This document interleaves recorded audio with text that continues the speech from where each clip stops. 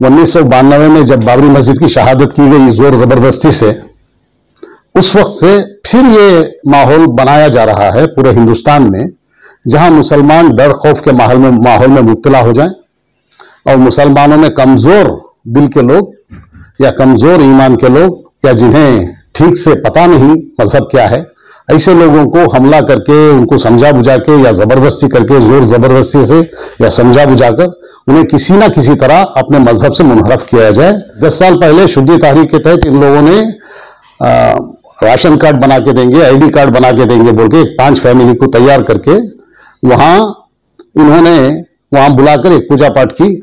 उसके थोड़े ही देर बाद 5-10 मिनट के बाद दीगर सोशल मीडिया के लोगों ने बाहर बुला के उस औरत को जब पूछा कि क्या आप हिंदुइज्म अपना लिए, क्या आप इस्लाम छोड़ दिए, तो उस औरत का जवाब था कि मेरा गला काट देने से भी मैं नहीं बदलूंगी। ये क्या कोई बदलने की चीज है इस्लाम? क्या ये मजहब छोड़ने की बात है? हम एक अल्लाह के मानने वाले हैं। वो गरीब औरत का ये स्टेटमेंट था। सारे मुसलमानों पर गौर करते हुए मेरा ये कहना है कि सारे मुसलमान अल्लाह के फजल से ईमान में मजबूत हैं, उन्हें उनका ईमान हिला नहीं सकते। मुस्लिम लीडरान की जानिब से एक बुत परस्ती जैसे स्टेटमेंट्स आ रहे हैं, इस पर आपकी क्या राय है? देखिए, आप फरमा रहे हैं कि मुस्लिम लीडरान की तरफ से, लेकिन यहाँ हमारे मुल्क हिंदुस्तान में मजहब इस्लाम की तारीख 1400 साल की है। तो उस 1400 साल की पूरी तारीख में कभी ऐसे वाक़यात पेश नहीं आए जो आज पेश आ रहे हैं। हमने सुना था हमारे बड़ों से और तारीख की किताबों में पढ़ा है कि जद्दोजहद आज़ादी से पहले जंग आज़ादी जो बाकायदा पूरे हिंदुस्तान में लड़ी गई थी, सबसे पहले 1757 में हज़रत सिराजुद्दौला ने आज़ादी की जंग लड़ी थी और 1799 में हज़रत टीपू सुल्तान शहीद ने चौथी जंग लड़ी अंग्रेज़ों से। उसके बाद 1857 में एक बहुत बड़ी जंग हुई जिसमें ब्रिटिश में जो सिपाही थे हिंदुस्तानी, उन्होंने भी ब्रिटिश की हुकूमत से बगावत करते हुए बाहर आके आज़ादी के लिए लड़ी। उस वक्त 1857 से 1912 तक कुछ ऐसे हालात रहे जो आज हैं। उस वक्त शुद्धि तहरीक का बहुत बड़ा जोर था और शुद्धि तहरीक इस वजह से शुरू की गई थी कि मुसलमानों में से जो बहुत गरीब तबका है, बहुत कमज़ोर तबका है, उन्हें किसी न किसी तरह समझा बुझाकर या कोई चीज़ों का लालच देकर या माल के ज़रिए उन्हें किसी न किसी तरह वापस जो वो तहरीक के लोग हैं, जो मुहिम के लोग हैं शुद्धि तहरीक के, वो कहते हैं कि ये घर वापसी है। इसके ज़रिए उन्होंने बहुत कोशिश की कि कमज़ोर मुसलमानों पे ज़ोर आजमाकर उन्हें अपने मज़हब से मुनहरफ किया जाए। और आज का तकरीबन 1992 में जब बाबरी मस्जिद की शहादत की गई ज़ोर ज़बरदस्ती से, उस वक्त से फिर ये माहौल बनाया जा रहा है पूरे हिंदुस्तान में, जहां मुसलमान डर खौफ के माहौल में मुब्तला हो जाएं और मुसलमानों में कमज़ोर दिल के लोग या कमज़ोर ईमान के लोग या जिन्हें ठीक से पता नहीं मजहब क्या है, ऐसे लोगों को हमला करके उनको समझा बुझा के या ज़बरदस्ती करके जोर ज़बरदस्ती से या समझा बुझाकर उन्हें किसी ना किसी तरह अपने मजहब से मुनहरफ किया जाए और घर वापसी के ज़रिए पूजा पाठ में वो गाय का पेशाब पिलाकर और गोबर खिलाकर उन्हें वापस उनके मजहब में ले लिया जाए। तो खुलम खुला को कहते हैं कि हमारे मजहब में आने से गोबर खाना पड़ेगा और गंजल पीना पड़ेगा। और बहुत सारे लोगों को ये साफ साफ मालूम है। एक मर्तबा ये देखा गया कि एकदम गरीब औरत, कुछ भी बराबर पढ़ी लिखी नहीं थी, यानी उसके ईमान का देखिए कितना वज़न है और कितनी ईमान से पासदारी है। 10 साल पहले शुद्धि तहरीक के तहत इन लोगों ने राशन कार्ड बना के देंगे, आईडी कार्ड बना के देंगे बोल के 5 फैमिली को तैयार करके इन्होंने वहाँ बुलाकर एक पूजा पाठ की। उसके थोड़े ही देर बाद 5-10 मिनट के बाद दीगर सोशल मीडिया के लोगों ने बाहर बुला के उस औरत को जब पूछा कि क्या आप हिंदुइज्म अपना लिए, क्या आप इस्लाम छोड़ दिए? तो उस औरत का जवाब था कि मेरा गला काट देने से भी मैं नहीं बदलूंगी। ये क्या कोई बदलने की चीज़ है इस्लाम? क्या ये मजहब छोड़ने की बात है? हम एक अल्लाह के मानने वाले हैं। वो गरीब औरत का ये स्टेटमेंट था। यही हाल है अक्सर। लेकिन दिन गुजरते गुजरते ये जो मालदार हजरात हैं और सियासतदान साहिबान हैं, उन्हें उस गरीब औरत से भी ज़्यादा डर और खौफ का हमला हुआ है। और उन्हें इतना ज़्यादा डर हो गया है, या तो वो कमाए हुए माल को बचाने के लिए रेड से, ईडी या इनकम टैक्स रेड से बचाने के लिए, या अपना माल क्या तरीके से कमाया वो तरीके से वो समझते हों कि इस्लाम में कोई इसके लिए, हराम के लिए जगह नहीं, माल बचाने के लिए, या आइंदा दीगर लोगों को खुश करने के लिए। क्या वोट बैंक के लिए? कैसे हो सकता है वोट बैंक के लिए भी। ऐसा क्यों बात नहीं, मैं एमएलए या सियासतदानों को ही नहीं समझता, बल्कि डर और खौफ का माहौल जो है सारे हिंदुस्तान में 25 करोड़ मुसलमानों पे हमला है। और इस हमले का शिकार सारे 25 करोड़ मुसलमान हैं। लेकिन किसी ने अपनी हिम्मत नहीं तोड़ ली है, नहीं उनके हिम्मत जवाब दे चुकी है।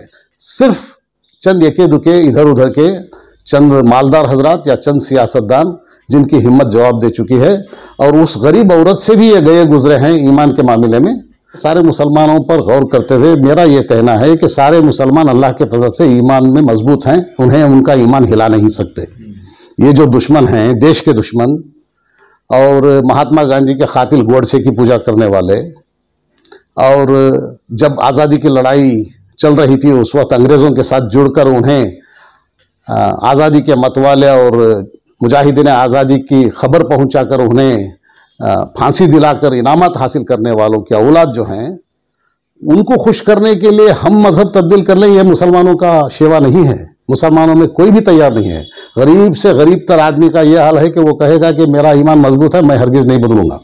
इसके बावजूद चंद साहिबान जिन्हें अल्लाह अच्छा नवाजा है, पैसे में भी, माल में, और घर भी अच्छे अच्छे हैं, बच्चे हैं, बीवी हैं, सब हैं, उन्हें क्या इज्जत मिलेगी मुसलमानों के दरमियान जो पूजा पाठ में हिस्सा ले लें और लोगों को खुश करने के लिए?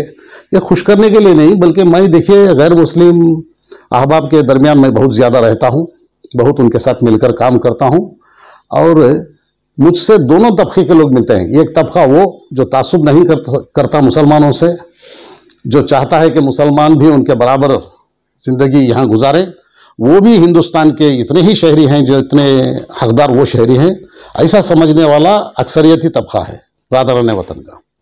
दूसरा तबका वो जो गोडसे की पूजा करता है और मुसलमानों पे हमले करता है और मजहब इस्लाम को उल्टा सीधा बकता है, वो एक तबका है। दोनों तबकों के लोग ये कहते हैं, पहला तबका ये कहता है कि क्या आपके मालदार साहिबान, आपके मजहब के मुसलमान मालदार या चंद सियासतदान, सबके सब नहीं, कोई कोई जो भटके हुए हैं, मैं समझता हूँ, ये पूजा पाठ कर रहे हैं, तो क्या ये समझते हैं कि ऐसा करके हमारे आंखों में धूल झोंका जा सकता है? ये उनका पूछना है। दूसरा तबका जो गोडसे को चाहने वाला, गोडसे की पूजा करने वाला तबका और मुसलमानों पर और इस्लाम पर हमले करने वाला तबका है, वो तबका ये कहता है कि हम खुश हैं कि वो मुसलमान होते हुए पूजा पाठ में हिस्सा ले रहे हैं। हमें मालूम है कि वो हमारी आंखों में धूल झोंकने के लिए कर रहे हैं, और हमें मालूम है कि वो नाटक है, ड्रामा है, और वो ढोंग रचा रहे हैं। लेकिन हमें खुशी है कि ढोंग रचाते हुए भी दीगर मुसलमानों को एक मैसेज देने के लिए हमारे काम आते हैं। ये मैं समझता हूँ कि किसी भी मुसलमान को ज़ैबा नहीं देता।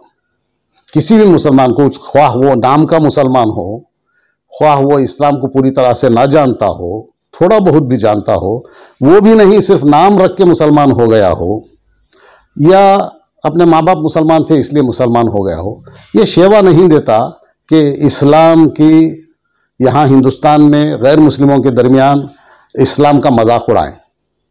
क्योंकि इस्लाम शुरू होता है ला इलाहा इल्लल्लाह मुहम्मद रसूलुल्लाह से। सबसे पहले शुरू होता है नहीं कोई माबूद सिवाय अल्लाह के। जब कोई नहीं माबूद सिवाय अल्लाह के, तो पूजा करना और मुसलमान का नाम रखना, मुसलमान बन के पूजा करना, मुसलमान का चेहरा रख के पूजा करना, ये तो इस्लाम का मजाक उड़ाने के बराबर हुआ। किसी को भी हक नहीं पहुंचता। हम 200 करोड़ मुसलमान हैं, 800 करोड़ दुनिया की आबादी में। ये 200 करोड़ मुसलमानों को ऐसे लोगों से उनकी बेइज्जती करने के बराबर है। लिहाजा हम मुसलमानों में से जो साहिबान ऐसा गलती से या भूल कर, भटक कर, या अपने थोड़े से पैसे बचाने के लिए, या थोड़े वोट हासिल करने के लिए, या लोगों को उल्लू बनाने के लिए ये समझ करके उल्लू बन जाएंगे। अरे भाई, गैर मुस्लिम खुद उल्लू नहीं बनते। एक मर्तबा देवेगौड़ा साहब बैठे हुए थे पैर लंबे करके, उनके करीब एक मुसलमान खड़े हुए थे, मैं भी बाहर था। दूसरे मुसलमान मदीने को जाकर आए, उम्रा करके आए, और आते ही उनके पैर पड़े। जब वो चले गए तो देवेगौड़ा बता रहे थे हम दोनों को कि देखो ये नालायक मक्का मदीना जाके आकर भी नहीं सुधरा, अभी भी पैर पड़ता है। जब देवेगौड़ा को इतनी समझ है, इतनी अक्ल है, बाकी गैर मुस्लिमों को क्या समझ और अक्ल नहीं? सारे गैर मुस्लिम जानते हैं कि मुसलमान एक अल्लाह को मानने वाले हैं, और किसी की पूजा, इबादत या किसी भी किस्म की प्रेयर या दिखावे के लिए या जानबूझकर नहीं करेंगे। और जो भी करता है वो दिखावे के लिए करता है, ढोंग रचाने के लिए करता है, और नाटक और ड्रामे के लिए करता है। जब वो सब जानते हैं तो आपकी नज़र किस तरफ है साहब? अगर आप समझते हैं कि वो मान ले के वोट डाल देंगे, नहीं भाई, मुझे साफ मिलके वो मुझे बताए हैं, और वो साफ बताते हैं कि ये लोग ड्रामा कर रहे हैं। हमें मालूम है कि इस्लाम में ये नहीं है, और एक मुसलमान ऐसा नहीं कर सकता। आप लोगों के जो लीडरान हैं जो करते हैं, या कोई गरीब आदमी भी करता है, उनका लीडर का देखकर, वो लीडरान को देखकर दूसरे लोग भी तैयार हो जाएंगे। हर बुत के पास जाके पैरों पे सर रखने के लिए तैयार हो जाएंगे जो सही इल्म नहीं रखते या जानकारी नहीं रखते। उम्मीद है कि ऐसा एक मैसेज नहीं जाएगा। इंशाअल्लाह सारे मुसलमान उस गरीब औरत के जैसा ईमान वाले होंगे जिस गरीब औरत ने साफ साफ कहा था कि मेरे गले पर छुरी रख देंगे तो भी इस्लाम छोड़ने वाली नहीं हूँ। ये क्या है, ये राशन कार्ड पूरा ले लें मेरा वापस, मैं इस्लाम छोड़ने वाली नहीं, ये झूठ बोल रहे हैं, ये कहा था उस औरत ने। मैं समझता हूँ कि अक्सर जो गुरबा हजरात हैं उनका ईमान मजबूत है, मालदार भी मजबूत ईमान वाले हैं, बहुत सारे मसाजिद मदारिस बनाते हैं या उसे मदद करते हैं और उसमें हिस्सा लेते हैं, उलमा के साथ भी उठते बैठते हैं और किताबें भी पढ़ते हैं। इसके बावजूद दूसरों की आंखों में धूल झोंकने के लिए, और हो सकता है कि वो ये समझते हों कि ऐसा धूल झोंकने से हम रेड से बच जाएंगे और ज़्यादा वोट मिल जाएंगे। ये हरगिज़ नहीं है। मुझे गैर मुस्लिम दोस्तों ने मिलकर मुझे मुलाकात करके मुझे बतलाया है कि ये लोग हमें उल्लू बनाना चाहते हैं, हम उल्लू बनने वाले नहीं हैं। ये एक मैसेज है, बराह करम आप इसको पॉजिटिव अंदाज से लें और ऐसे हरकतें करने से बचें, ताकि दीगर अहबाब जो इतनी नॉलेज नहीं रखते वो भी इसका शिकार ना हो जाएं। ऐसा शिकार नहीं होंगे, पूरा यकीन है, क्योंकि इस्लाम जो है ये किसी गुड़िया का खेल नहीं। 200 करोड़ मुसलमान हैं सारे दुनिया में, और सारी दुनिया में जहाँ ज़्यादा इल्म है, इल्म हासिल कर चुके हैं, वहाँ औरतें और मर्द खुद ब खुद कुरान मजीद पढ़कर खुद ब खुद इस्लाम में दाखिल हो रहे हैं। और वो साफ कह रहे हैं कि हम बहुत खुशकिस्मत हैं कि इस्लाम का मैसेज, इस्लाम का पैगाम हम तक पहुंच गया, मैंने कुरान पढ़ा और इस्लाम कबूल किया। और वो उनसे कहें कोई एक बुत के सामने भी झुकने के लिए, वो तो हंसेंगे और मजाक उड़ाएंगे, वो ऐसा नहीं करेंगे। जब वो ऐसा नहीं करते, ज़िंदगी भर दूसरे मज़हब में रहकर आज मज़हब इस्लाम कबूल करके वो नहीं कर सकते, उनका दिल नहीं मानता, तो हम मुसलमानों के माँ बाप को पैदा होकर सारी ज़िंदगी इस्लाम में रहकर हमारा दिल कैसे मान सकता है कि हम बुत के सामने सर झुका दें 3 पैसों के लिए या 3 वोटों के लिए? कैसे हमारा दिल चाहता है कि बुत के सामने सर रख दें या हाथ जोड़ें या उधर चावल डालें या उसे नमो नमो करें या आरती लें? क्या बेवकूफ़ी है, ये बेसमझी और बेवकूफ़ी है, किसी मुसलमान से तवक्को नहीं की जा सकती। और मेरी गुजारिश है कि जो कोई साहिबान भूले भटके ऐसा कर दिए हों, वो वापस अपने आप को सुधार लें।